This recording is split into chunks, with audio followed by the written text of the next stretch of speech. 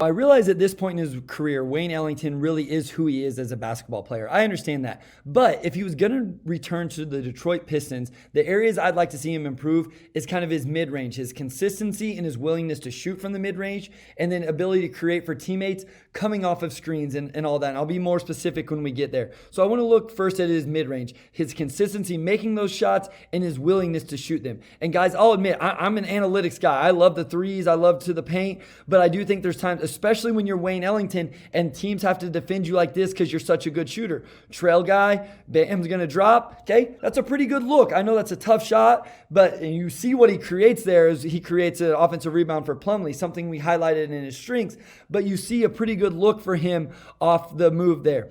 Here again, okay, is able to catch off the handoff. And right now, I think it should be a shot. Okay, pull up right now and shoot this little 15-footer. He continues on. Okay, if you want to shoot that floater, that's not bad either, but finish that. So I think his willingness or his ability to make those shots in the mid-range. Now you see this here, okay, tough shot off the dribble, on the move, okay, step back, knock it down. So he can make those, think he just can do it at a better rate.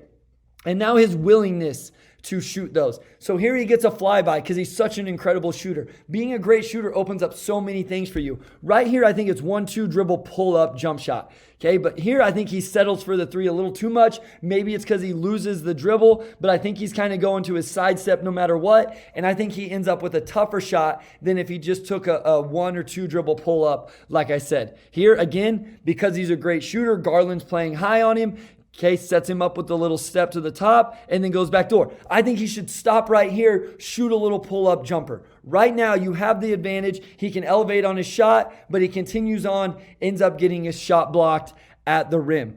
Going to see the same kind of thing here. Again, you got to play him so aggressively at the three-point line. It gives him driving lanes. Right here, 1-2 step, pull-up jump shot. He's by his defender. He has him beat. Shoot that pull-up jumper. Instead, carries on to the rim too much, gets his shot blocked again.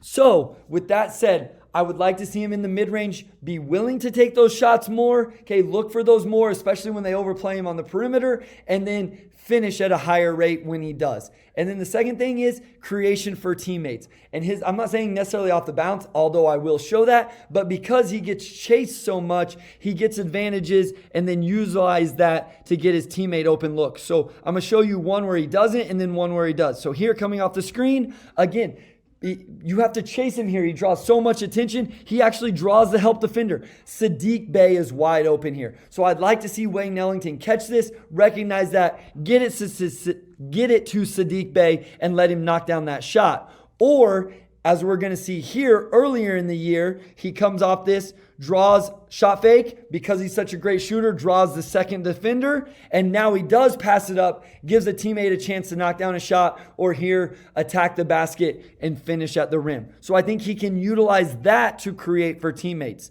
And then again here, he's going to come off, and because defenders have to play him on the high side, he's such a good shooter, we see the back door. He catches, and instead of trying to, so many of these, he's trying to finish at the rim and getting blocked. I'm not saying don't get to the rim, okay? But what I'm saying is I think he has better options than trying to finish and getting blocked. Tyler Cook's cutting from the perimeter here. He could dump this off to Cook and get Cook a dunk as opposed to trying to finish over the contest.